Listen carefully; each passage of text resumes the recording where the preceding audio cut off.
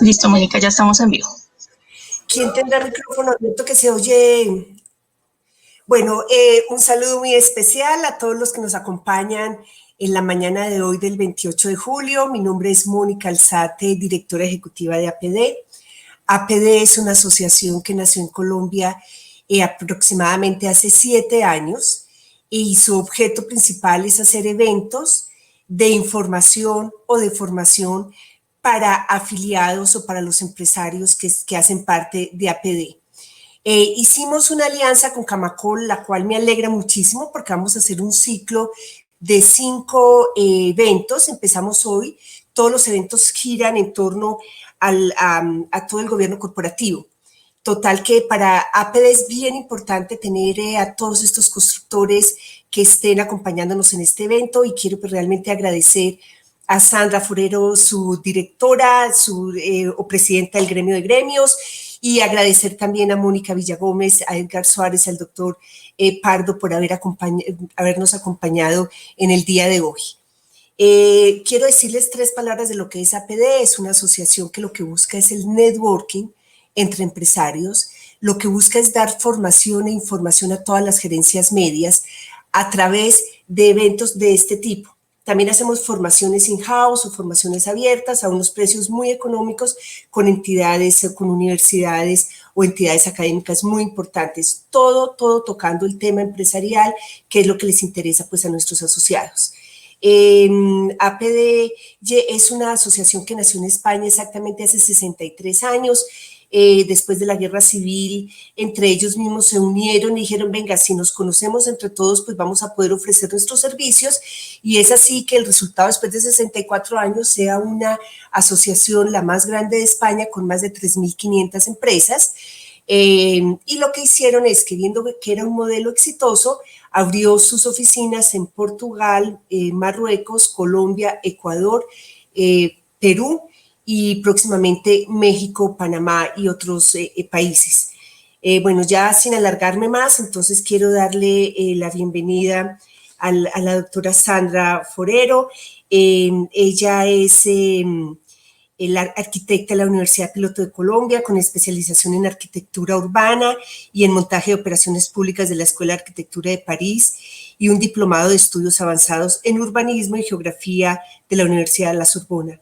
Presidenta de Camacol, cargo que asumió después de ser gerente de Camacol Bogotá y Cundinamarca. Lidera la industria de la construcción en Colombia, aportando a la consolidación de políticas de vivienda, el ordenamiento territorial, la planificación urbana, el desarrollo productivo y sostenible y la transformación digital de la cadena de valor del sector edificador del país. En el 2020 fue elegida por decisión unánime como presidente del Consejo Gremial Nacional y fue primera mujer en la historia de la asociación en liderar el gremio de gremios. Sandra, muchísimas gracias. Como te dije al inicio, para mí es un honor de verdad presentarla y estar haciendo algo con usted porque es una persona que admiro desde el momento que la conocí. Entonces, Sandra nos dará un saludo y después ya entro para presentar a Mónica Villagómez, nuestra primera ponente. Gracias, Sandra. Mónica, gracias por esas palabras. Un gran saludo a todas las personas que están conectadas, por supuesto a nuestros invitados, a Mónica, a Edgar, a Juan Antonio Pardo. Gracias, y a APD por tener estas iniciativas, como decía Mónica, en este tipo de asociaciones que lo que nos permite es hacer alianzas estratégicas para poder crecer, para poder tener un país mejor, para seguirnos reactivando desde nuestro sector, que todos lo saben, que es un sector que hablar de construcciones, hablar de reactivación y de generación de empleo. Estas alianzas son fundamentales porque desde Camacol, tal vez más adelante también me vuelvo a referir a esto, tenemos lo que hemos denominado la ecuación de la productividad, y la ecuación de la productividad en uno de sus frentes de trabajo tiene todo que ver con lo que nos convoca hoy. Por eso aceptamos esta invitación de Mónica para hablar de gobierno corporativo, de hablar del mejoramiento empresarial, porque es uno de los caminos que encontramos dentro de esa ecuación de la productividad para ser un sector más productivo. Entonces, más adelante tal vez me refiero a eso cuando vaya a iniciar la moderación del panel y porque creo que aquí lo más importante es poder oír a nuestros expertos, oír a Mónica Villagómez, oír a Edgar Solano y además a Juan Antonio Pardo, que quisimos en esta estructura, como lo dice Mónica, también mostrar la visión empresarial, o sea, las personas que son expertas en el tema, pero también toda esa teoría, cómo se lleva a la práctica y se puede ver en una empresa que ha sido de un crecimiento enorme, pero que además tiene mucho que enseñarnos y que contarnos de sus prácticas de gobierno corporativo. Entonces, Mónica, a ti muchas gracias, también con la misma admiración, sabes que es recíproca, que hemos sacado adelante temas retos importantes con el liderazgo tuyo y por supuesto estos cinco foros en este ciclo que vamos a tener de conferencias, pues también vamos a lograr el objetivo.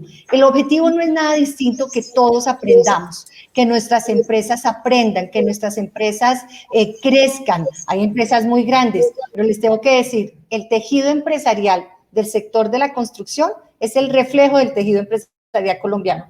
Tenemos muy pocas empresas grandes y muchas empresas medianas y pequeñas con un gran origen, además de empresas familiares. Entonces, por eso se vuelve tan relevante este ejercicio que hoy le ofrecemos a ustedes, nuestros afiliados y pues a todos los socios también de APD y me encanta que sea de la mano de estos expertos. Muchas gracias. Bueno, Sandra, muchísimas gracias. Entonces, damos inicio ahora a nuestra primera panelista. Ella es Mónica Villagómez Najas, abogada experta en gobierno corporativo, además es la presidenta de APD en Ecuador. Licenciada en Ciencias Políticas y Sociales de la Pontificia Universidad Católica del Ecuador, cuenta con más de 20 años en posiciones de liderazgo en el mercado de valores ecuatoriano y de participación activa en la Federación Iberoamericana de Bolsas. Fue miembro del primer Consejo Nacional de Valores, presidente ejecutiva de la Bolsa de Valores de Quito y presidente y directora de la misma institución. Gerenció el programa para la oferta y la demanda del gobierno corporativo en la Bolsa de Valores de Quito por el BID, promovió la creación y fue vicepresidente del Instituto Ecuatoriano de Gobernanza Corporativa, presidente de la Red Académica del Gobierno Corporativo de Ecuador. Ha impartido cátedras de mercado de valores, gobierno corporativo y gobierno de empresas familiares en universidades ecuatorianas. Actualmente su área de práctica es gobierno corporativo, gobierno de empresas familiares y mercado de capitales, que la ejerce como asociación del Novoa Peña y Torres Abogados Ecuador, miembro del directorio empresarial y fundacionales y presidente de la Asociación para el Desarrollo de la Dirección APD Ecuador. Mónica, muchísimas gracias por estar aquí. Qué rico verla nuevamente y bueno, ya los micrófonos son tuyos, Mónica. Muchísimas gracias, Mónica.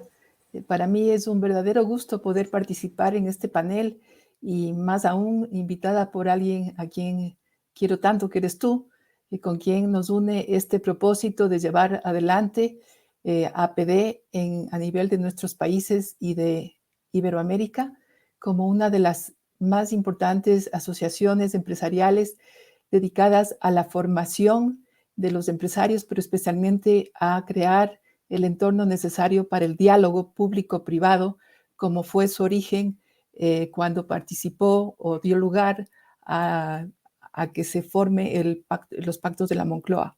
Es ahí cuando nació APD. Por otra parte, para mí es un verdadero gusto estar con Edgar. Somos colegas y amigos también.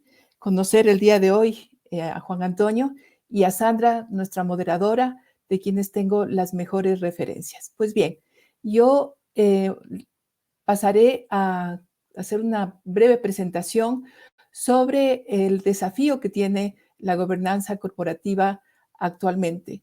Hace más de 20 años me involucré en este tema, desde la Bolsa de Valores de Quito, cuando era su presidenta ejecutiva, lo que me permitió entender las necesidades que tienen las empresas y cómo alinear esas necesidades hacia una buena gobernanza corporativa. Lógicamente que hace 20 años, tal vez si pasamos la lámina, Erika, hace 20 años la visión de gobierno corporativo, que si bien en su esencia permanece, y yo creo que era diferente porque este impulso que se dio a la gobernanza corporativa, que ya tiene muchísimos años de existencia, pero se comenzó a impulsar a raíz de la crisis financiera en el año de 2008, cuando se pudo ver que las empresas perdían valor, que los accionistas veían cómo muchas de sus empresas quebraban, pero los directores ejecutivos o los ejecutivos tenían remuneraciones muy altas, ¿no? Y no solamente eso, sino que se vieron una serie de defectos que no solamente dejan ver una crisis de orden financiero, sino una crisis de gobernanza corporativa a nivel internacional. Entonces, en ese momento lo que se pensaba siempre fue en la creación de valor para el accionista, porque era una manera justa de ver la gobernanza corporativa. Sin embargo, eso ha ido evolucionando con el tiempo y ahora vemos que la gobernanza corporativa tiene que crear valor no solamente para el accionista. Comienzo mencionando esto, haciendo mención a esta foto que he puesto en mi presentación, ¿no? Porque creo que entrar en un proceso de gobernanza corporativa, crear un sistema, porque yo creo que es un sistema de la gobernanza corporativa, no solamente es una serie de normas, una serie de reglamentos y de comportamientos, es todo un sistema. Para crear ese sistema, los accionistas y especialmente los miembros del directorio de las organizaciones tienen que sumergirse. Y digo sumergirse porque tienen que sumergirse en su propia organización, porque no siempre todos les perciben de igual manera o todos la conocen de igual manera. Pero si se quiere entrar a crear este sistema, hay que tener un alineamiento de la visión sobre la empresa. Hay que entenderla, hay que entenderse en cuanto al papel que desempeñamos dentro de esa empresa y trazar el camino de la gobernanza. Siguiente. Bueno, una siguiente lámina que les tenía preparada, ¿no? Que lo que justifica es por qué sumergirse, ¿no? Sumergirse porque la implantación de este sistema nace de la estrategia, pero principalmente nace de la convicción. Porque si no existe convicción en los principios de gobernanza corporativa que adoptan las empresas, difícilmente puede existir el compromiso para su observancia. Y por el contrario, lo que existe es una especie de licencia para ir de alguna manera aparentando que tienen esa gobernanza. ¿Por qué también? Porque la estructura de un sistema de gobierno corporativo está basado en su visión, en su misión, en su estrategia y principalmente en su modelo de negocio. Si es que no está dentro de esto, la gobernanza corporativa sería simplemente lo que decía al inicio, una serie de normas que van paralelas a la compañía. Porque el sistema de gobierno corporativo tiene un alto contenido ético y ese contenido ético lleva también a que las empresas compartan esos principios éticos, pero no solamente a nivel de los accionistas y de los directores, sino a nivel de todos y que esa visión ética trascienda fuera de las paredes de la empresa. La siguiente lámina, por favor. Porque el sistema de gobierno corporativo que no crea valor es un sistema o que tiene una visión estrictamente financiera o estrictamente legalista, no es suficiente. No es suficiente porque eso no crea el valor que requiere la empresa en cuanto a la gobernanza. Hay que pensar que la gobernanza es una herramienta para la creación de valor que está sujeta a lo que decía hace un momento, al modelo de negocio y a la estrategia. Porque la existencia de gobernanza corporativa permite la existencia también de pesos y contrapesos. Permite que las diferentes instancias de la organización tengan también sus pesos y contrapesos. No solamente el directorio, que es el principal órgano cuando se habla de gobernanza, sino en general toda la organización. Porque es importante la gobernanza también para la toma de decisiones, porque es importante en cuanto a la arquitectura de control, porque es importantísima en cuanto a la transparencia informativa, a la solución de conflictos y también a la autorregulación, porque hay que recordar que el gobierno corporativo tiene un gran porcentaje de autorregulación. Pasamos a la siguiente lámina, ¿no? Aquí les he puesto esta foto que puede parecerles un poco light, pero es porque lo que quiero expresar es que el sistema de gobernanza corporativa no es un tema cosmético. No es un tema cosmético. Y si es que lo hacemos de manera cosmética, realmente estamos mandando un mensaje engañoso a la comunidad, estamos mandando un mensaje engañoso a los accionistas, estamos mandando un mensaje engañoso a nuestros proveedores, a nuestros clientes. Entonces, no es un tema de cosmética, es un tema profundo, de convicción, como dije al principio, y de aplicación coherente de esos principios que acogemos. La siguiente lámina, por favor. Durante todo este tiempo que he estado yo en asuntos de gobernanza corporativa, que me considero una activista en gobernanza corporativa, ¿no?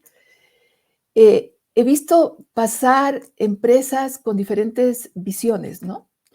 Entonces, he tenido empresas en las que la eficiencia, es decir, el hacer bien las cosas, el qué, es lo más importante, unido a la optimización de los recursos, a lograr el máximo beneficio con los recursos obtenidos, una mejor relación entre los recursos empleados y los resultados obtenidos.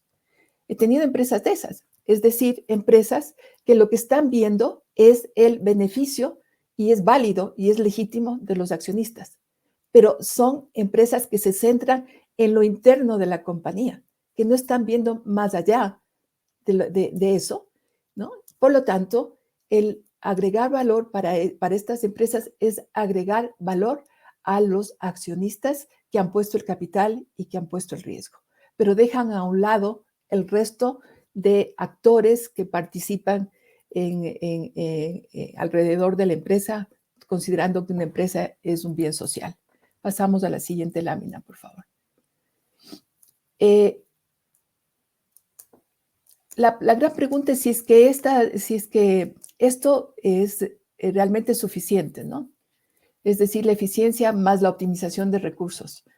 Y puede ser, mientras existe una mayor demanda que una oferta, puede ser suficiente. No tanto para la gobernanza, pero puede ser suficiente para la empresa. Pero estas empresas que son muy jerarquizadas, muy disciplinadas, son muy exactas, son estables, son muy rutinarias, cuando miran que los mercados cambian, cuando se expanden, a veces ni siquiera miran, les llegan los mercados con los cambios, cuando se expanden, cuando se globalizan, se dan cuenta que existe una exigencia de competitividad mayor y que aparecen nuevos competidores, que aparecen nuevos clientes y que tienen el peligro de perecer. Vamos a la siguiente lámina. Luego de esto se hace he tenido empresas que han ido evolucionando y van hacia la mirada o hacia la creación de valor a través del cliente, valiéndose de la gran herramienta que es el marketing. Entonces, a los procesos, a esa eficiencia, se suma además el tema de la eficacia, el hacer bien las cosas correctas, ¿no? Y es decir, la efectividad es un elemento que se une a todo esto, pero el asunto es que se centra en las necesidades del cliente. Se regresa a ver al cliente para producir los servicios o los productos propios de la empresa. Esto es un gran desafío porque va de la mano de la innovación. Y este gran desafío lo pudimos ver especialmente durante la pandemia.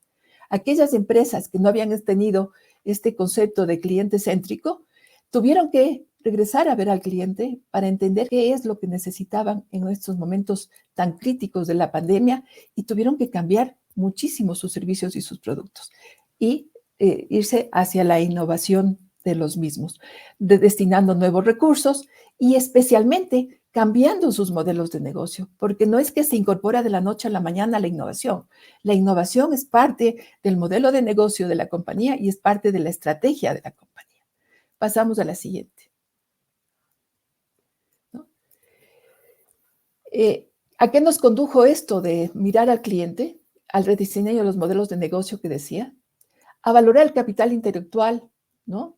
Porque cobra un especial vigor, a gestionar el conocimiento, no solamente tenerlo, sino gestionarlo, y gestionarlo entre toda la organización, ¿no?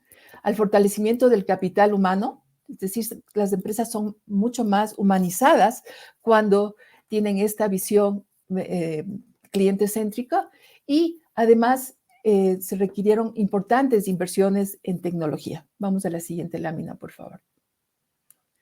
Entonces, de la creación del valor para el accionista, que era con lo que se inicia hace más de 20 años toda esta propuesta de gobernanza, se pasa a la creación del valor compartido. Por favor, pasamos a la siguiente lámina, ¿no? Y pasamos a la siguiente lámina, por favor. Y pasamos a esta creación del valor desde el propósito, porque ahora, en este momento, y más aún, luego de la lección inmensa que nos ha dado la pandemia, las empresas tienen que tener un propósito. Ya no se concibe. Yo sé que en nuestros países todavía no todas las empresas tienen un propósito, pero hacia allá se está dirigiendo el mundo entero, a tener un propósito. Y es una conexión emocional que se tiene con todos los integrantes de la empresa, pero además con la comunidad, es decir, puertas afuera de la empresa, ¿no? Que va más allá de la simple obtención de la rentabilidad, que es a lo que estábamos enfocados al inicio de la aplicación de la gobernanza. Y además tomando en cuenta que el propósito, que tiene también un componente ético muy fuerte, está muy ligado a la reputación. Por lo tanto, exige coherencia. El propósito tiene que estar definido, pero además tiene que ser ejecutado con una coherencia tal, yo decía, diría una impecable coherencia que lleve a mantener y a mejorar la reputación de la compañía y de quienes la hacen. Pasamos a la siguiente lámina, por favor.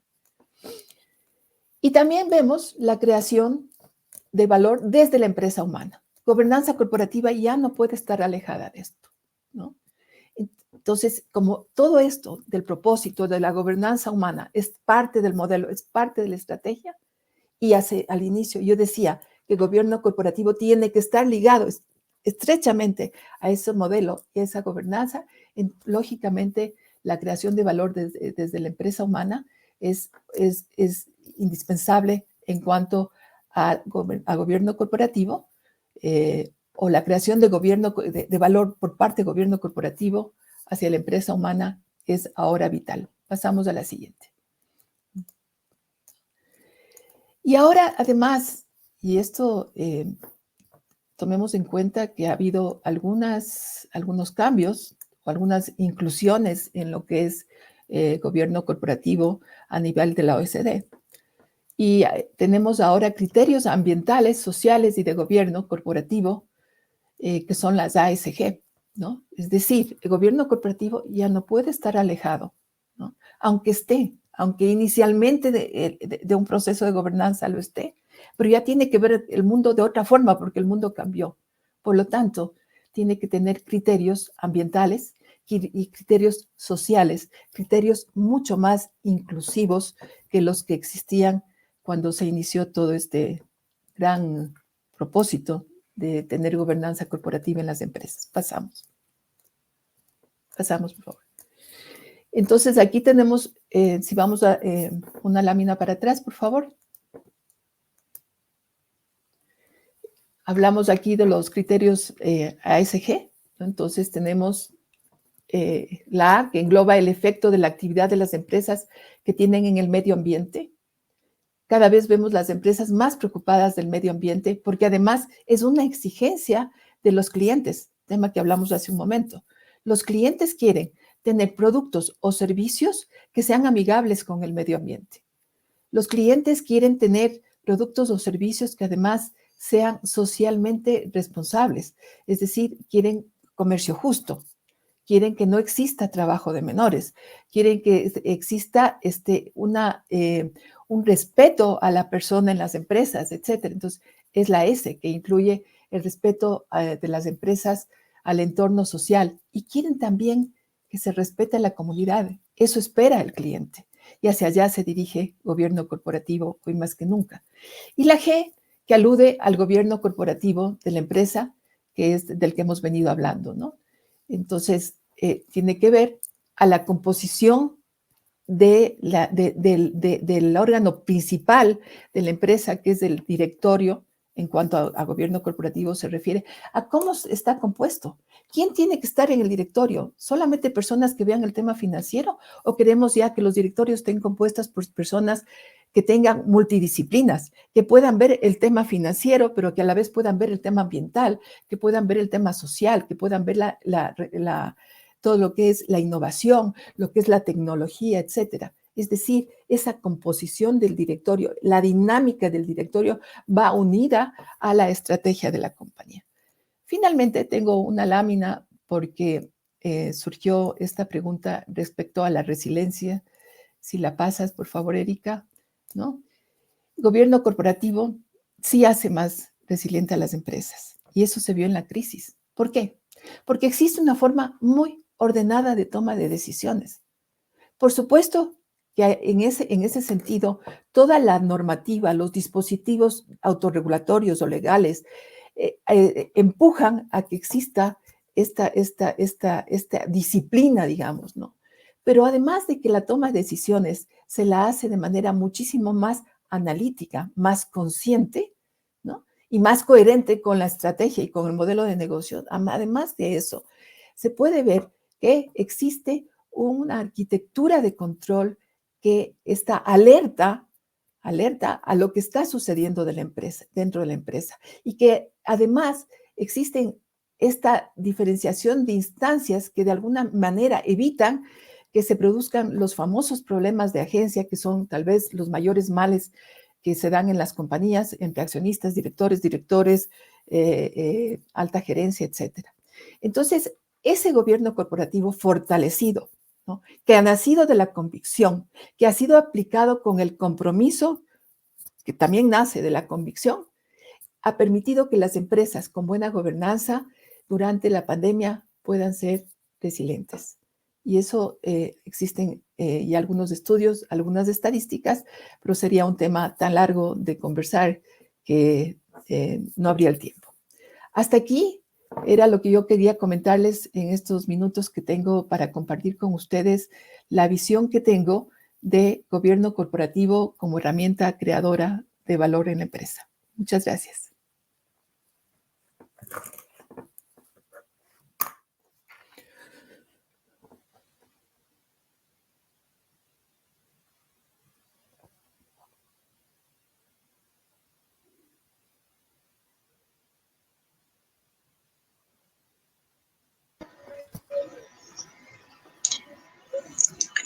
Tienes el micrófono desactivado, Mónica.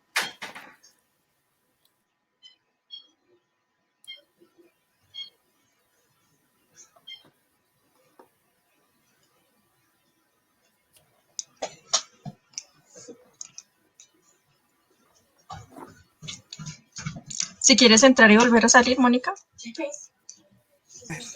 Ya, qué pena, pero no me activaba, estaba hace 10 minutos y no había podido, pero bueno, discúlpame. Mónica, muchísimas gracias, una excelente exposición. Ese tema de la resiliencia realmente es algo bien importante y necesario entre todos los países y entre todo el mundo. Entonces, ahora quiero darle la bienvenida a Edgar Suárez Ortiz, es presidente de Suárez Consultoría, abogado socioeconomista de la Pontificia Universidad Javeriana, tiene una especialización en Derecho Comercial y Laboral, un MBA de la Universidad Victoria de Madrid, un diplomado en Arbitraje Nacional e Internacional de la Cámara de Comercio de Bogotá, hizo curso superior para consultores de empresas de familia en la Universidad Abad Oliva y todo lo de empresas familiares en Barcelona. Miembro de la Junta Directiva del Instituto Colombiano de la Empresa Familiar, consultor en temas de derecho corporativo, acuerdos de recuperación, gobierno corporativo y empresas de familia, entre otros. Ha sido profesor de la Cátedra de Gobierno Corporativo de la Pontificia Universidad Javeriana, ha sido profesor en el Diplomado en Dirección de Juntas Directivas, realizado en la ciudad de Guatemala por parte del Grupo Buró de Guatemala y la Pontificia Universidad Javeriana de Bogotá. Edgar, muchísimas gracias por habernos aceptado esta invitación. Bienvenido a este panel con Camacol. Y bueno, los micrófonos son suyos, Edgar. Gracias. Bueno, Mónica, muchas gracias a todos por la invitación. La verdad, la oportunidad de compartir un poco como un juglar lo que han sido estos más de 20 años trabajando temas de gobierno corporativo, que quiero resumir en la presentación breve.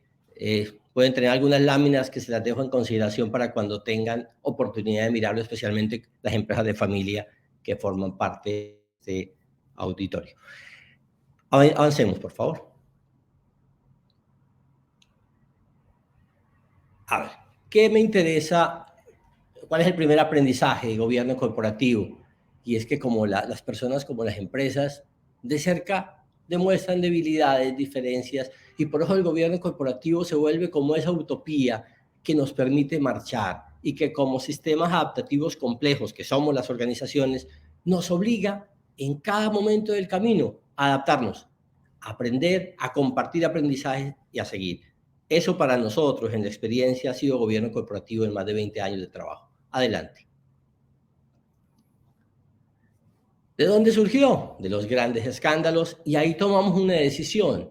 Voy a referirme ahorita al doctor Humberto Serna Gómez, con quien compartimos este sueño ya hace más de 20 años. Dijimos, no es la hora de hablar de gobierno corporativo para Dinamarca, sino para Cundinamarca. Es decir, hablemos para compañías reales. Avanza, por favor. Hablemos para compañías como las nuestras, la mayoría de empresas que son del sector real.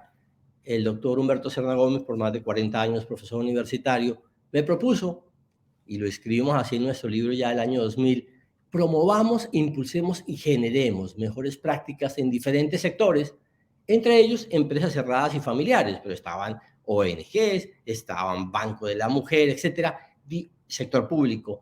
¿Cómo hacemos que esas buenas prácticas de los emisores las podamos aterrizar a la realidad? Y entonces hicimos el primer curso en la Universidad de los Andes y quitamos un poco el monopolio del tema a los emisores y lo trajimos, y creo, después de estos 20 años de mirar, con un buen fruto, y es que se ha extendido y cada día hablamos más de gobierno corporativo en las empresas generando valor. Sigamos, por favor. Y este es el primer aprendizaje. El derecho más importante de un accionista es la información. Llámelo una ONG, que no es un accionista, pero es el doliente en el sector público. Donde hay información, hay compromiso personal, patrimonial y familiar. Este derecho lo debe marcar siempre, y significa que a más información voy a capacitar mejor a mi accionista en el caso. Adelante. De los éxitos que podemos cosechar un poquito fue haber participado en muchas investigaciones, y uno de ellos tal vez fue la Guía Colombiana de Gobierno Corporativo, y es acordar mínimos de gobernabilidad para compañías colombianas. Yo recuerdo que estuve en Costa Rica en una capacitación e hicimos un ejercicio similar y llegábamos como a los elementos básicos que están en esta guía, de la cual puedo decir de forma modesta que hemos sido apóstoles y predicadores, porque estamos convencidos que es mucho el bien que le damos a las compañías. También hemos apoyado pymes, microempresas que están proyectándose porque están soñando en construir compañías que vayan más allá de ellos. Adelante. Obviamente, esto es un proceso que ha abarcado muchísimas empresas, muchísimos sectores, muchísimos aliados, y en el ejercicio que nos proponía Mónica de mirar, y la doctora Sandra, de mirar un poco lo que ha sido, creo que un poquito de decir, oiga, hemos toreado en muchas plazas y creo que hemos aprendido muchas cosas, y gracias a las empresas que nos han permitido compartir. Adelante. Este es un tema. El gobierno corporativo cambia de forma constante. Hay prácticas que se desarrollan, que obligan a un cambio de escenarios. Y entonces, en lo que hemos hecho nosotros, además de lo que exista, es ir compartiendo las prácticas que vamos conociendo con los grupos, especialmente empresas familiares, que van adoptando un modelo de gobierno particular. Bueno o malo, para cada uno le funciona. Nosotros lo hemos ido recogiendo. Adelante. Y en este momento creemos que fue interesante haber apoyado a muchos de los que pensaron que gobierno corporativo no era para el presente, sino era para solidificar y aguantar. ¿Por qué? Siempre decimos que los techos se arreglan en verano, y ahora que estamos en invierno, quienes los tenían arreglados y tenían su gobierno corporativo mucho más claro, pudieron afrontar mejor, o por lo menos con roles más claros, el temporal en que nos encontramos. Avance. Porque estas amenazas que antes las veíamos, especialmente la falta de definición de roles, límites y poder, los dejo para que la puedan contemplar, necesariamente deben ser respondidos por el gobierno corporativo. No importa si son empresas familiares, cerradas, multifamiliares o de personas que no tienen ninguna vinculación o aún listadas. Lo que nos importa es que las realidades obligan a adaptar normas que permitan ser transparentes, ser sostenibles, merecer la buena fe y sobre todo, hoy, poder pasar a una generación posterior. Sigamos. Y aquí viene otro de los aprendizajes, especialmente en compañías cerradas, y la doctora Sandra hablaba de cómo en Camacol tenemos tantas empresas de familia. El único cargo que no existe es el de hijo de socios. En ningún organigrama lo hemos encontrado. ¿Qué significa en la práctica? Que si los accionistas no forman a sus hijos y a sus familias para entender que no hay cargo sin responsabilidad, el gobierno corporativo no le funciona.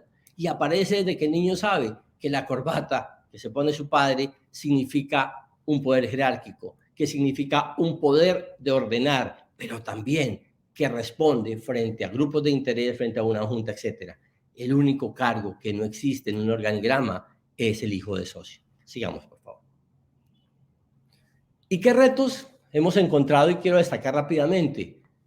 En nuestra experiencia, diferenciar los ámbitos empresariales y familiares, establecer juntas directivas operantes, y ahí nosotros somos un poquito más conservadores y empezamos por juntas asesoras, llámelo bicicleta de rueditas, para que empiece la organización a entender lo que va a hacer la junta directiva, el fundador a entregar con tranquilidad, y estos terceros, que nosotros propugnamos muchos porque existan, empiecen a apoyar la valoración del equipo, la valoración de los sucesores, y le empiecen a generar confianza a aquel que va a entregar su sueño para que vaya más allá de él. También capacitar a los accionistas ilustrados, propugnar por una información muy alta, alinear al equipo humano para que sepan que no están picando piedras, sino construyendo catedrales, hacer el equilibrio de poderes que mencionaba Mónica ahorita, y en nuestro caso, asegurar que nuestras compañías no desaparezcan y que pasen en una transición generacional. Adelante. Por eso, esto rápidamente, en todo nuestro trabajo de planeación estratégica y de gobierno corporativo y lo que llamamos el plan de transición generacional, nosotros lo apuntalamos en la gobernabilidad que me asegura la empresa. Así como se alinea a la familia en un protocolo, o si son multifamilias en protocolos, en acuerdos de accionistas, la compañía apuntala a su gobierno a partir de un modelo de gobierno corporativo que refleje lo que quiere la propiedad y lo que esperan los grupos de interés. Adelante. Por ello, es muy importante en las empresas de familia entender, en nuestro caso, qué se espera en cada uno de los sectores, de dónde vengo y qué se espera. Adelante. Y por eso, adelante, por favor. Esa lámina le refleja la necesidad de diferenciar los dos tipos de gobierno. El gobierno de familia, que responde a la pregunta de hacia dónde voy como familia y tiene sus propios órganos, y el gobierno de empresa, que responde al tema de a dónde voy como empresa y que tiene sus órganos distintos de tipo profesional. Nuestra experiencia, en medida que los dos órganos de gobierno son diferenciados, la posibilidad de generar valor, tranquilidad y transición exitosa aumenta. Adelante, por favor. Importante, en este último año ha sido muy doloroso porque antes teníamos que, para tratar de entender mover a las familias, teníamos que decir que había que meditar lo que decía el filósofo Darío Gómez, de nadie es eterno en el mundo. Hoy la realidad nos obliga a pensar de forma brusca, ¿qué le pasa a su familia, a la empresa y al patrimonio si usted falta hoy?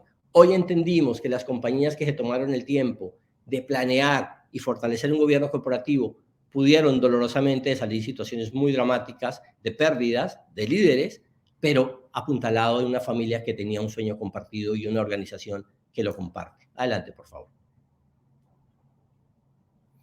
En el modelo general de transición que nosotros usamos, solo quería destacar dos importantes. El gobierno corporativo, que recoge las expectativas de la propiedad, y la junta directiva como un órgano de transición. Adelante. Y ahí, nuestra experiencia, lo que le va a las compañías bien cuando tienen asesores externos, miembros de junta directiva externos, es porque a veces la valoración de los miembros de familia cambia y hasta se portan mejor por respeto a las visitas, como lo decimos de forma coloquial. Adelante, por favor. ¿Qué nos importa? Hemos entendido que una junta dentro de la organización cambia la forma en que se mide los tiempos y las responsabilidades. Y a nivel externo, una buena junta genera confianza en los grupos de interés, genera valor y también da todo un espíritu de profesionalización que permite una interacción mejor. Adelante. Y en estos tiempos de crisis, también las juntas nos han enseñado que a veces hay que ser frugales, como dice el doctor Humberto Serna, y al caballo comelón recortarle la ración en momentos difíciles en que hay que probar la frugalidad. Es fundamental recordar que las juntas tienen esta obligación. Adelante, por favor.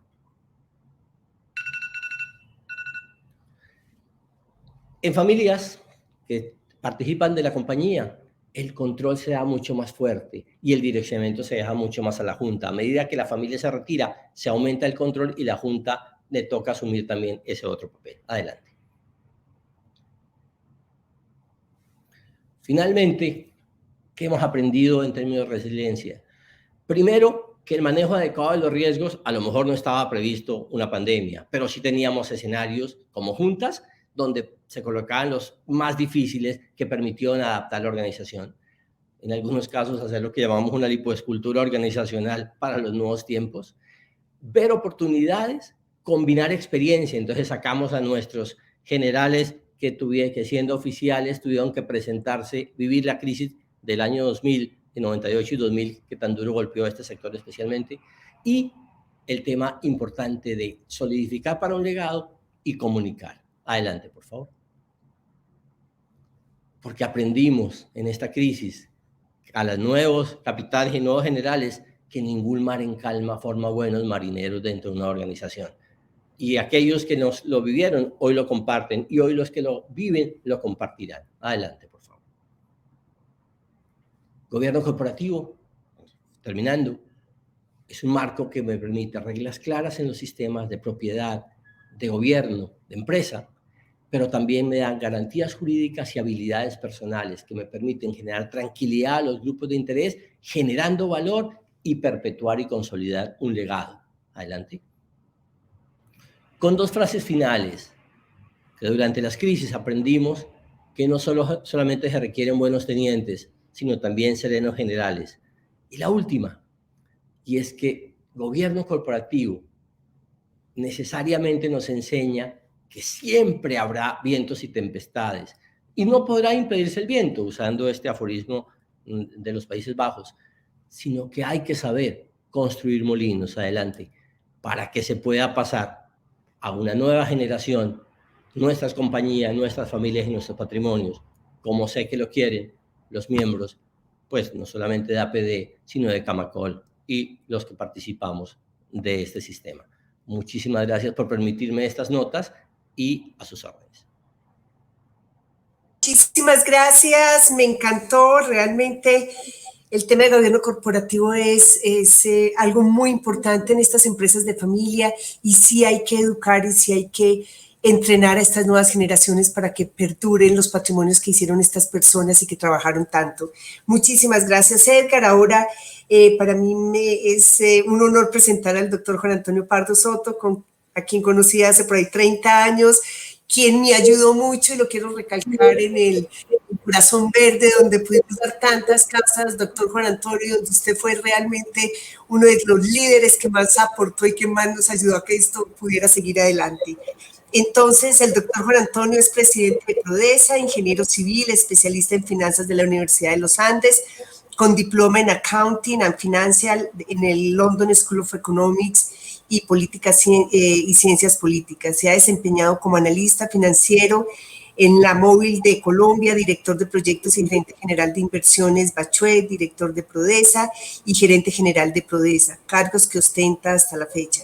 Además de sus labores gerenciales y su pertenencia al comité directivo de Uniandes, Juan Antonio Pardo pertenece a la Junta Directiva de Credifamilia, Ecociudades, Procibernética y Camacol Nacional. Entonces, doctor Pardo, muchísimas gracias por estar aquí y ya bien pueda tomar su palabra para hablar de lo que es este gobierno corporativo. Gracias, doctor. Gracias, Mónica.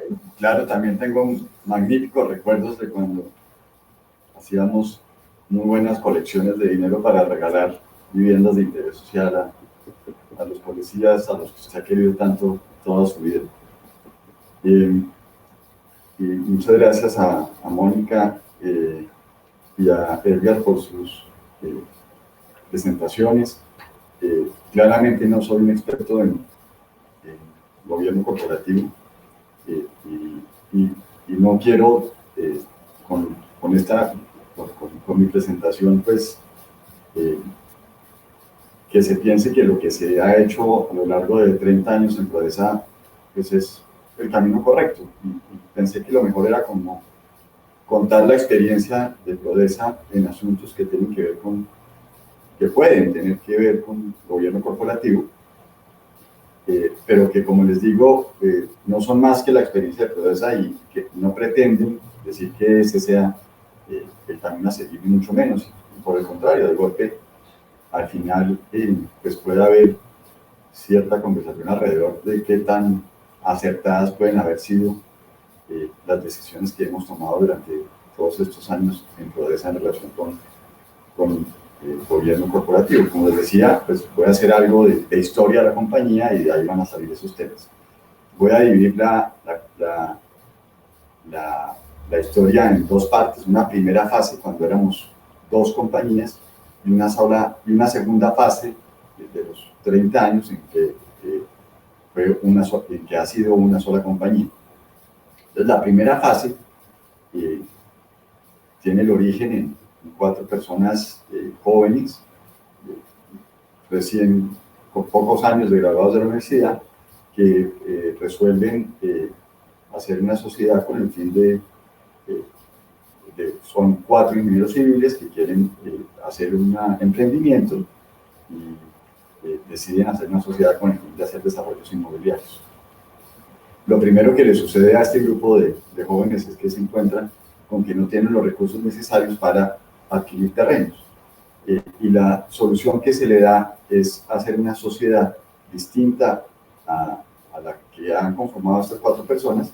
La sociedad que conforman las 4 personas se llama Prodesa, y estas personas deciden hacer una sociedad distinta con un grupo de accionistas distinto, cuyo propósito es aportar los recursos. Esa sociedad aporta los recursos para adquirir la tierra que Prodesa desarrolla.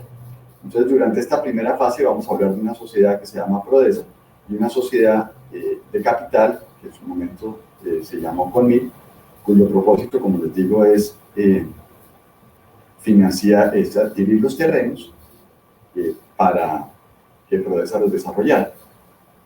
Esa compañía de capital, que se llama Conmil, tiene una junta directiva que no tiene miembros de la administración de los proyectos, está conformada por esa junta directiva que sesionó desde hace 30 años una vez al mes. Estaba conformada por representantes de aquellos accionistas de la sociedad de capital. Y los administradores que estaban en Prodesa, pues claramente no tenían una posición en esa junta, sino que reportaban a esa junta directiva. Y eso, pues, de hace 30 años, del origen de la compañía, pues sí creó desde el principio un espíritu de rendir cuentas en Prodesa. Desde el primer día, Prodesa ha estado acostumbrado a rendir cuentas.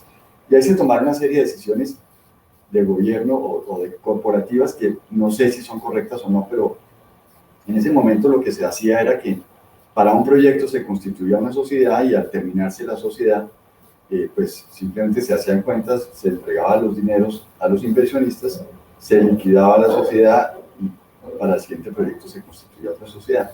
Una de las decisiones que se tomaron en ese momento es que esa sociedad debería ser perenne, que no se liquidara cada vez que se terminara un proyecto, sino que se debía buscar la fórmula en que después del primer proyecto esa sociedad pudiera distribuir algo de dividendos pero que el capital se mantuviera y por el contrario las utilidades de los proyectos anteriores fueran acrecentando ese capital y que la compañía pues desarrollara no el primer proyecto, sino el primero y después el segundo, y que con el segundo después se comprara el tercero y el cuarto.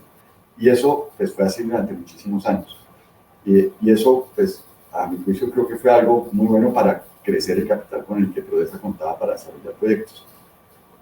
Ahora, esa sociedad hizo tomar otras dos decisiones que también nunca hemos sabido si fue lo correcto o no, pero una de las decisiones es que los accionistas de Conmil, de esa sociedad de capital, como no se liquidaba la sociedad, pues la única forma como podían recuperar su inversión era vendiendo acciones. Y eso nos llevó a tomar la decisión de que las acciones se deberían poder negociar libremente, que no hubiera ninguna restricción en el sentido de que los accionistas actuales tienen derecho a un derecho de preferencia sobre la compra de las acciones, sino que cualquier tenedor de acciones en un momento podía salir a la calle y vender a la persona que pudiera eventualmente estar interesada en hacer parte de la sociedad. Y eso pues fue una decisión controvertida porque se tenía temor de que quién sabe a quién le vendían y quién entraba y que eso se podía. Pero por otro lado pesó mucho el hecho de que si esas acciones tenían liquidez, si esas acciones eran libremente negociables, pues tendrían mayor liquidez y tendrían un valor real que permitiera ser monitoreado y ver qué tipo de inversión estaba haciendo, si la inversión que está haciendo fue buena o no. Y eso llevó a que mucha gente, de esa sociedad de capital, que fueron decenas de personas, pudieran entrar y salir libremente haciendo un buen negocio. Y claro, eso implicaba otra situación que era poco usual en la industria, y es que los accionistas pues no podían avalar las obligaciones financieras de la compañía. Estamos hablando en ese momento de una compañía muy pequeña. Los accionistas no podían avalar las obligaciones financieras de la compañía porque eso le quitaba liquidez a la acción, la posibilidad de vender y comprar acciones. Y pues desde el principio también, esto estamos hablando de los primeros años de la compañía, pues se tomó la decisión de que los accionistas no avalaban las obligaciones financieras de la compañía, que como les digo era algo que se usaba muchísimo, sino que la compañía con sus propios estados financieros tenía que ser capaz de conseguir esos créditos. Y claro, esto dificultó el crecimiento de la compañía porque pues, no era tan fácil obtener los créditos cuando no estaban avalados por los accionistas. Y lo otro que se hizo durante esos primeros años fue definir una estrategia y todas estas cosas que les digo aplican para las dos fases, o sea, hoy día la compañía, las acciones siguen siendo libremente negociables, hoy día los accionistas no avalan créditos, y lo otro que se hizo desde ese momento fue definir una estrategia, como bien decía Mónica, una estrategia sencilla en donde decíamos que el 80% de las viviendas que desarrolláramos deberían ser viviendas de interés social para atender con un producto distinto y con un servicio distinto a esa población tan grande que era esa familia, ese gran déficit de vivienda y esa gran cantidad de familias que necesitaban una vivienda. Definimos también no solamente ese 80% en BIS, sino definimos que queríamos estar en Bogotá y la sabana de Bogotá. Definimos que queríamos desarrollar las competencias para prestar un servicio integral al desarrollo de proyectos. No queríamos construir solamente o vender solamente o hacer la gerencia del proyecto solamente, sino definimos que la compañía tenía que desarrollar las competencias y las habilidades para poder gerenciar los proyectos, promoverlos, construirlos, venderlos, etc. E hicimos un acuerdo tácito, nunca fue escrito, un acuerdo tácito en que los proyectos que desarrollara Prodesa deberían ser proyectos cuyo capital viniera de Conmil, y por el contrario, todo el capital de Conmil debería ser asignado a proyectos que desarrollara Prodesa. Había un matrimonio tácito que se respetó durante la mitad de la historia de la compañía. Y ahí viene la segunda fase de la compañía,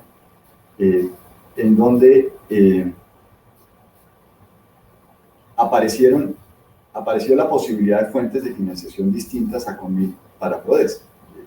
Prodesa había desarrollado muy bien sus competencias de desarrollo de proyectos, había cumplido muy bien con esa estrategia que se había trazado desde el principio, pero empezaron a aparecer fuentes de financiación alternativas a Conmil que llevaron a cuestionar si esa sociedad sí era necesaria en adelante, por la magnitud de las fuentes de financiación que encontramos en otros lados, y eso llevó a la decisión de fusionar las dos compañías. Esto estaba hablando de hace unos 10 años.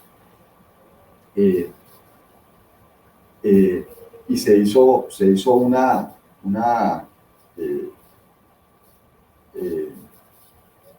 un acuerdo, pues, en que eso se fusionaba. Se fusionaron, mejor dicho, se fusionaron las dos compañías. Hubo algo interesante ahí, es que a la hora de la valoración de las dos compañías, recibió mucho más valor Prodesa, que era una compañía de servicios, pero se le dio mucho más valor a esas competencias de prestar servicios integrales para el desarrollo de proyectos, que al mismo capital, que era ya un capital importante.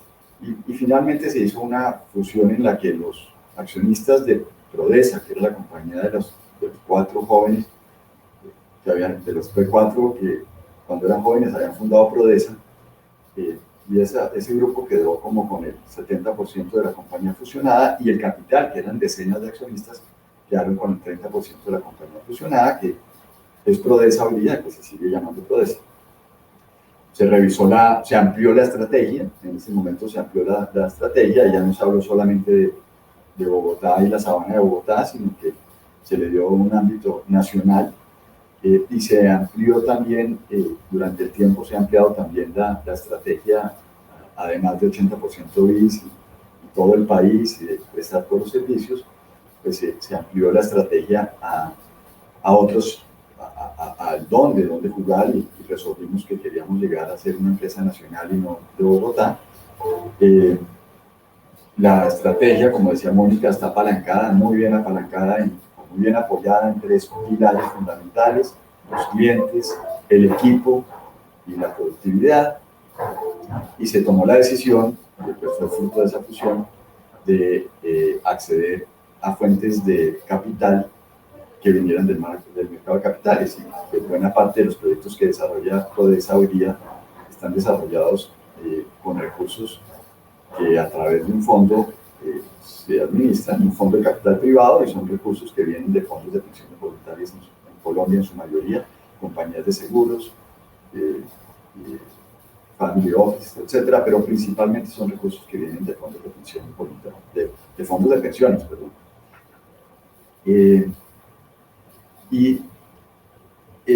En ese momento, desde el punto cuando se hizo la fusión, desde el punto de vista de gobierno corporativo, pues sí se tomaron algunas decisiones que de nuevo, no sé si fueron correctas o no, pero una de las cosas que pidieron los accionistas de capital es que los accionistas de Prodesa, los anteriores accionistas de Prodesa, fundadores de Prodesa, en la nueva sociedad no actuaran en bloque, porque las sociedades, las acciones de esas 4 personas estaban integradas en una sola compañía, y se pidió que no hubiera bloque, sino que esas 4 personas tuvieran las acciones separadas el uno del otro. Y eso lleva a que hoy día en la compañía no hay ninguna accionista que tenga pues, más del 15 o 20% de la compañía. Y eso lo pidieron con el fin de que no hubiera, pues, digamos, control accionario de la compañía. Eso pues, también fue algo muy debatido. Yo creo que durante el tiempo eso ha sido muy positivo, pero pues también hay opiniones en pro y en contra de que ese bloque se hubiera roto. La junta, pues obviamente es una junta como la que ustedes han descrito. Ese bloque de los antiguos accionistas de Prodesa tienen minoría en la junta. Creo que eso es algo que es interesante de recalcar. Los demás miembros de la junta directiva son o accionistas minoritarios o independientes. Es una junta remunerada, es una junta que tiene comités, comité de compensación, comité laboral, comité comercial, comité ambiental, como decía Mónica, y claro, un comité financiero, un comité de auditoría.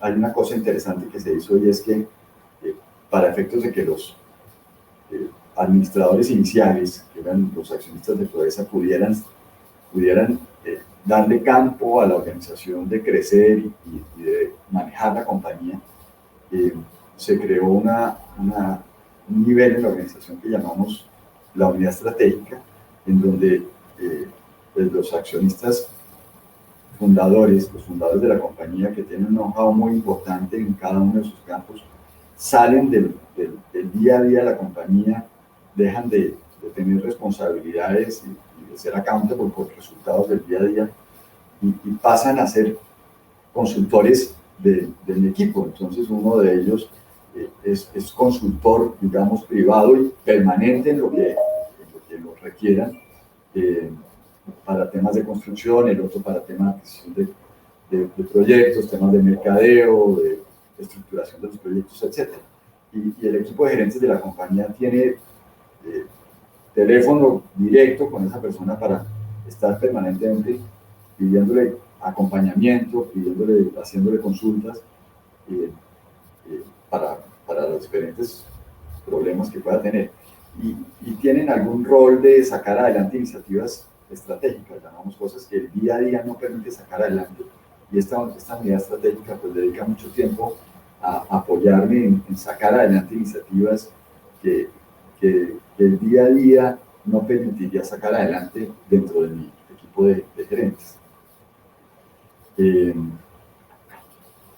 Hay un tema que hablaban de la familia, pues de hecho ese grupo de 4 fundadores de Prodesa, pues es un grupo de amigos muy cercano y las familias de esas 4 personas son muy cercanas entre ellas, y se ha discutido mucho si los hijos deberían tener alguna, pues cómo manejar el tema de los hijos que eventualmente quisieran trabajar en la compañía, y ahí la decisión que se ha tomado también ha sido discutida, es que no se regula, sino que simplemente esas personas, si quisieran trabajar en Prodesa, pues tienen que cumplir con los mismos requisitos que cumple cualquier persona que entra a Prodesa, entrar al nivel donde sus respectivas competencias lo permitan, cumpliendo con todas las pruebas y con todos los procedimientos que tenemos para entrar a la compañía y para desarrollarse dentro de la compañía.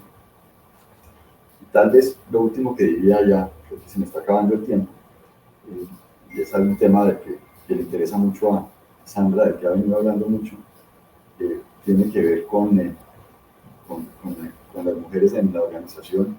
Nos gusta decir que el 50%, es un grupo grande de gerentes que tengo, el 50% de esas personas son mujeres.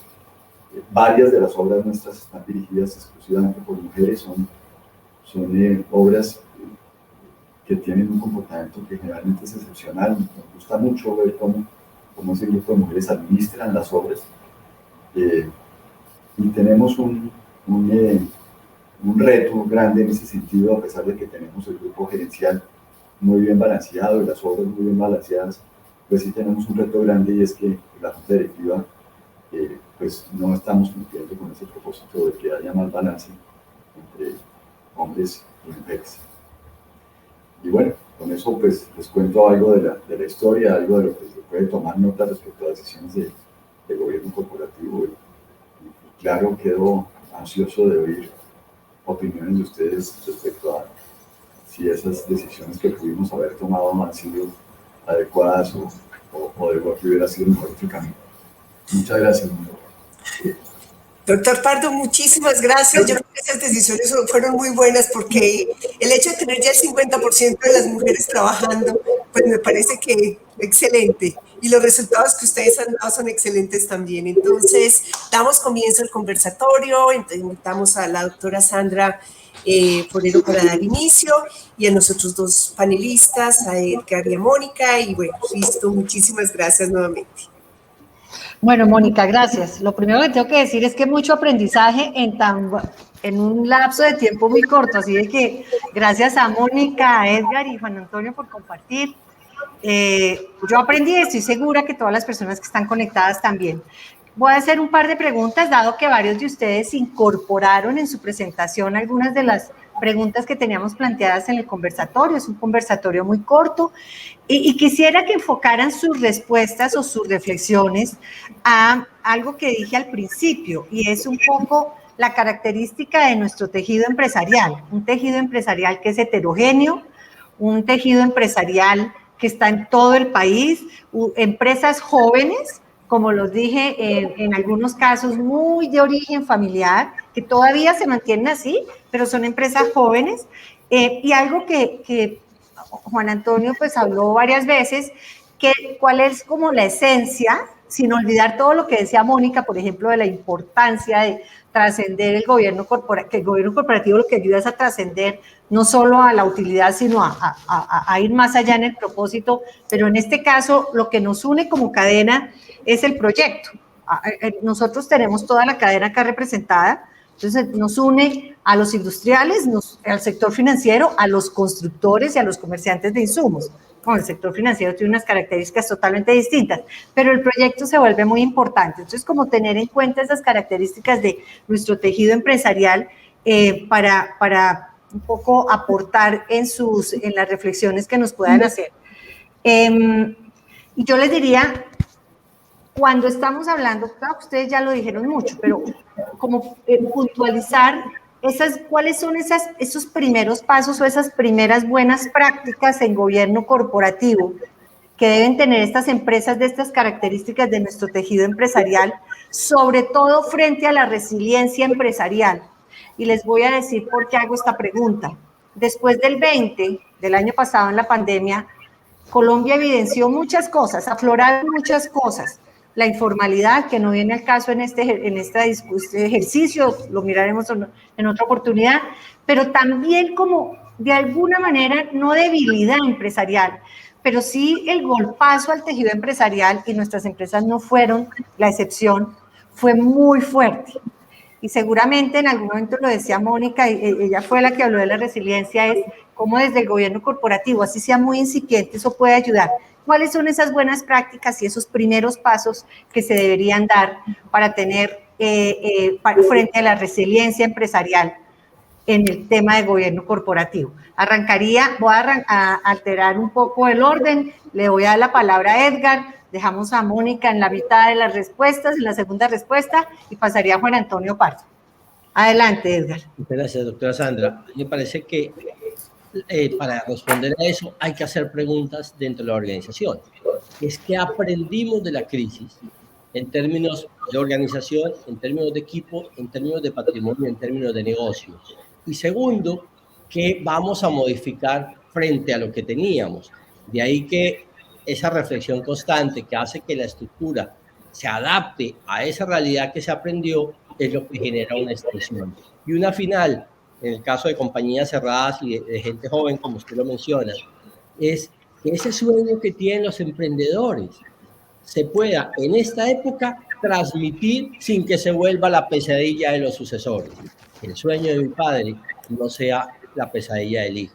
Y que habiendo compartido esta dificultad sea un aprendizaje y un sueño compartido con él. Muchas gracias. Mónica.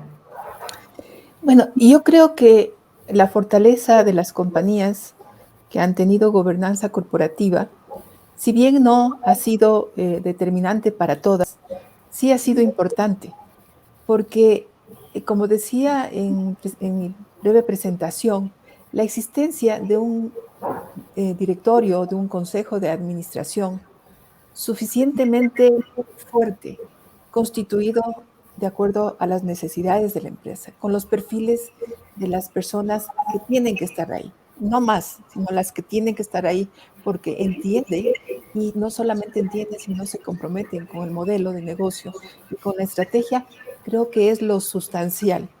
Y eso va de la mano de algo que mencionó Edgar, porque yo no hablé de empresas familiares, pero ese directorio que tenga coherencia también con la junta de la familia. Y aquí aparece una cuestión que yo siempre resalto en lo que es familia. En los momentos de pandemia, una de las cosas más interesantes fue la activación de los fundadores que todavía están en un estado físico y mental suficiente como para ser los verdaderos sabios del negocio. Esa fue la gran fortaleza de las empresas familiares, ¿no? Tanto en Colombia como en el Ecuador posiblemente llegan al 96% del total del tejido empresarial. Entonces, unir o trabajar, más que unir, trabajar de manera coherente entre la junta de la familia o el consejo de familia, como le quieran llamar, y el directorio o el consejo de administración, fue tal vez lo más necesario y lo que evidenció que si tienen esos dos órganos muy fuertes, si es que existe un alineamiento, una misma visión, entonces la resiliencia es una realidad. Pues para mí el puntal ha sido el foco principal, que es directorio y consejo de familia. Gracias.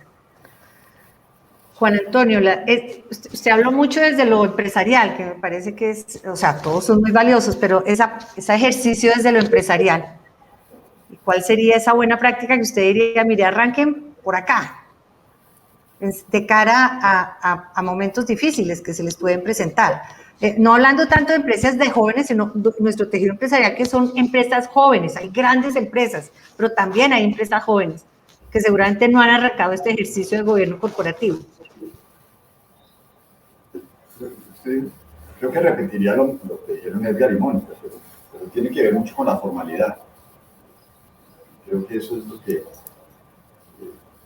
eso es muy importante, ser formales en tener unas instituciones de gobierno, ser formales en reconocer que las economías de la compañía son distintas a las economías personales, que eso tiene que haber una línea, ser precisos en que consultar las decisiones a un ente, a una institución, a la Junta o a la Asamblea, o lo que se llame, pues no es malo, tener que consultar no es malo, sino por el contrario es una buena forma de tomar decisiones. Y a veces lo que uno cae es en la tentación de mezclar la chequera del hogar con la chequera de la compañía, de tomar las decisiones sin consultar con una junta directiva que no se ha tomado el trabajo de nombrar, de no citar a la junta directiva, etcétera. Entonces, pues yo creo que es un tema, no sé si es formalidad o disciplina en la forma de trabajar. Muchas gracias. Hay un tema, aunque ya pasamos por ahí, desde el punto de vista de la capacidad de la importancia de salir un poco de Mónica lo dijo, sumergirse en la empresa, pero varios también lo dijeron, estar como dejarse ayudar o dejarse ayudar desde afuera. ¿Qué tanto la existencia de externos, de personas externas a la empresa, cuál es el valor agregado? Porque una tendencia que hay, yo sé que parecería que nos estamos repitiendo, pero estoy tratando de como enfocar en eso que hemos encontrado en los análisis que hacemos de nuestro tejido empresarial.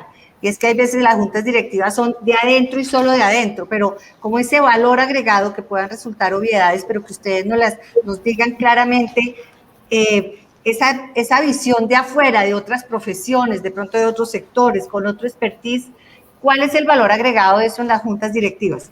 O en esos cuerpos corporativos que ustedes están planteando. Arranco por Juan Antonio, para que va a decir que se va a repetir, pero arranco por usted para que un poco diga en la empresa de usted, ¿para qué sirvió eso? Para ir ampliando, porque ustedes lo tienen. ¿Para qué sirvió no tener solo lo de adentro, sino llenarse del apoyo, del expertise de personas de afuera de la empresa? Sí, yo pienso, y de vuelta digo, también estamos equivocados, que tiene que haber una combinación. Y lo que nosotros hemos tenido es una combinación de personas, en la junta directiva, de personas que conocen muy bien la compañía, muy bien. Hemos tenido eso junto con accionistas minoritarios, una junta directiva de 7 personas, que tienen personas de la unidad estratégica que les mencionaba, los fundadores de Prodesa, que conocen muy bien la compañía. Tenemos representantes de los accionistas de capital, de los iniciales de capital, y tenemos independientes. Y esa combinación de las tres cosas creo que ha sido muy bueno porque nos permite no ir a tomar decisiones que vayan pues, que simplemente no se puedan implementar en la compañía y que hay que conocerlas muy bien por dentro. Tenemos los accionistas pequeños, por decirlo así, que claramente tienen un interés en la creación de valor de la compañía. Y tenemos gente de afuera, independientes, que aportan mucho de conocimientos en temas, no sé, financiero, por ejemplo, temas financieros complejos o temas jurídicos complejos, y que apoyan muy bien a gente. Perfecto. Sigamos con Edgar, y vamos a dejar a Mónica en esta de última. Edgar. Y en mi experiencia, no solamente montando juntas, sino participando en muchas juntas de diferentes sectores en calidad externo y con calidad casi consentida e independiente. Me parece que el papel que trae uno que no conoce tanto el negocio son las preguntas retadoras para quienes viven haciendo lo mismo. Es decir, alguien me decía, es que haces unas preguntas que al principio me molestan y después siento que me estás diciendo por qué no soy capaz de más. Yo a veces hago preguntas, digo que como santanderiano la diplomacia no nació en Santander y tiende a ser un poco duro. Pero le decía, oiga, si usted tiene el 10% del mercado, ¿qué necesita para llegar al 20%? Porque no tiene excusa de que es que no tiene para dónde crecer. Eso puede parecer una pregunta tonta, hace que toda la organización se cuestione su propia forma de salir de la comodidad y el colchón. Eso es lo que nosotros llamamos que un externo trae, pero también soluciones. A veces uno como externo aparece como bastante inteligente y lo que hace es copiar como un juglar las soluciones que he escuchado en otros lugares y oxigena el pensamiento de juntas y de gente que hace todo el día lo mismo, muy bien, pero sin ver qué está pasando en el exterior. Eso creo que es el aporte que valoro y que tratamos de propugnar con independientes externos en las juntas directivas. Muy valioso y muy importante. Y Juan Antonio lo plantea, importante que conozcan el negocio y la empresa, pero también el aporte de afuera. Y lo que dice Edgar, las preguntas retadoras. Hay veces se pregunta sin saber mucho del mismo negocio y ayuda de pronto a abrir caminos, que ahorita enfoco mi última pregunta en eso. Mónica, adelante. Sí, antes de centrarme específicamente en tu pregunta, yo te diría que la existencia o el llamado para que personas que son, que no tienen una vinculación con el capital, que no tienen una vinculación con la empresa, a que sean parte de un consejo directivo o de un directorio, es realmente uno de los temores más grandes que tienen las empresas, ¿no? Eso es lo que yo he podido ver durante estos 20 años, porque de alguna manera lo ven como un intruso, lo ven como una persona que no es un doliente. Entonces, el tomar la decisión de tener externos en un directorio es una de las decisiones más complejas, que necesita, como siempre digo, de muchísimo convencimiento para que estén ahí, especialmente si se tratan de empresas familiares. Las empresas familiares normalmente tienen mayor temor todavía de permitir en sus consejos a personas externas. Eso en cuanto a la realidad de la vida, pero la otra realidad es que cuando existen externos, se produce lo que yo decía hace un momento, que es los pesos y contrapesos para la toma de decisiones. Es decir, la toma de decisiones se la hace de una mejor manera. Se vuelve más analítica, bien lo ha dicho Edgar. Yo hago preguntas, dice, en los consejos a los que pertenezco, que a veces desconciertan. Y es así. A mí me pasa lo mismo también como miembro profesional de cuerpos directivos, que hago preguntas que la gente dice, y bueno, esta señora está loca, ¿no? Como así pregunta, pero tiene un objetivo esa pregunta, ¿no? Entonces se van formando las decisiones sobre la base de estos pesos y contrapesos. Y cuando son empresas familiares, los externos son de muchísima ayuda, porque todas las familias tenemos ese sentido de protección, ese sentido más gregario, más de clan. Entonces, cuando viene un independiente, perdón, el independiente ayuda a una mejor toma de decisiones. Muy bien, muy valioso, muy valioso. Se nos acabó el tiempo. Le daría a cada unos minutos una reflexión partiendo de cómo arranqué mi saludo. Desde Camacol estamos convencidos que en la ecuación de la productividad, uno de los componentes más importantes para que este sector sea más productivo en Colombia es la modernización de las empresas, partiendo de de lo que nos convocó hoy, el gobierno corporativo. Quisiera una reflexión de ustedes a manera de recomendación, a manera de crítica, a manera de Edgar, que dice que él no es tan, que la diplomacia no nació en Santander, a manera de una reflexión de 1 minuto para nuestras empresas, partiendo de donde arrancamos. Esta es una necesidad para que este sector sea más productivo, y es un sector que, si hablamos de construcción, hablamos de reactivación. Lo necesitamos más productivo con empresas muy, muy robustas. ¿Cuál es la recomendación, reflexión, crítica con la que podemos quedar para nuestro próximo foro de este mismo ciclo? Adelante, Edgar. Muchas gracias. Con todo el orgullo, puedo contar ya cuando hemos vivido la crisis del 98 y la de ahora, aprendimos que las compañías no son de los dueños, sino de los grupos de interés. Que cuando naufraga una compañía no pierden solo los dueños, sino todos los que tenemos relación con ello. Entonces, ha hecho que nos apropiemos como comunidad, como financiadores, como proveedores de la suerte de esta empresa.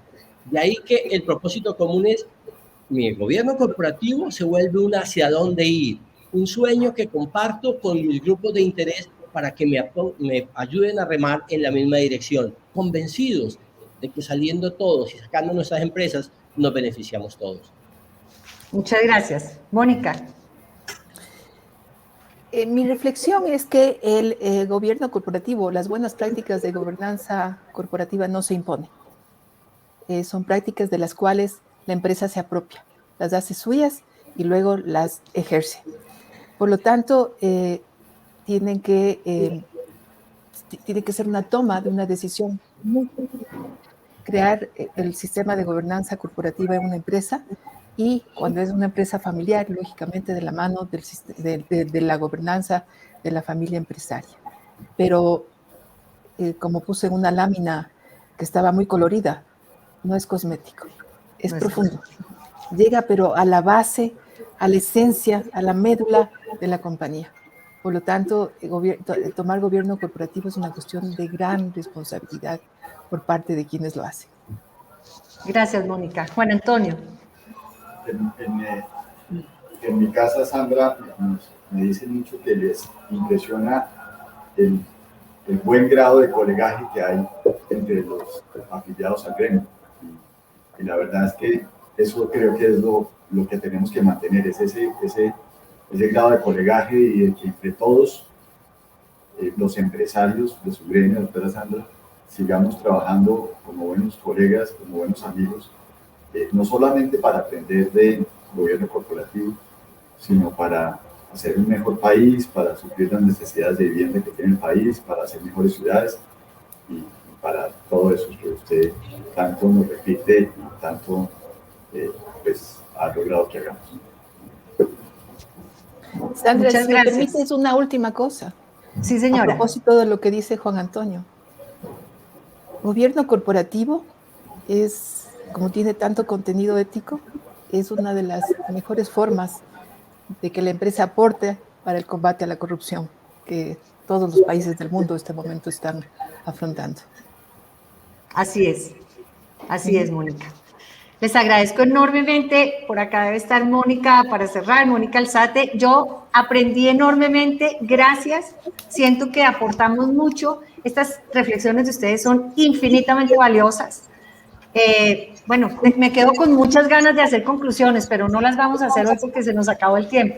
Pero como este es uno de todo este ciclo, pues seguramente el próximo lo arrancamos con las conclusiones y estos aportes tan valiosos que cada uno de ustedes, desde sus distintos papeles y expertise, nos han enseñado hoy de la importancia del gobierno corporativo.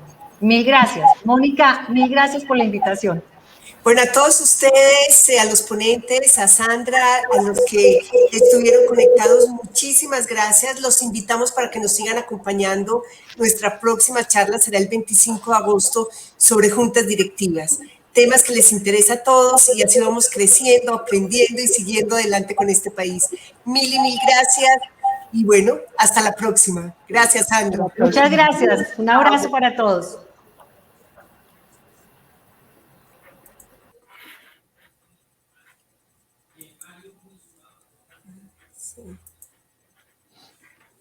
Chao, Mónica, me quedé al final porque no podía. Me quedé, Estaba- no sé, ya vi dónde salir, Moniquita, que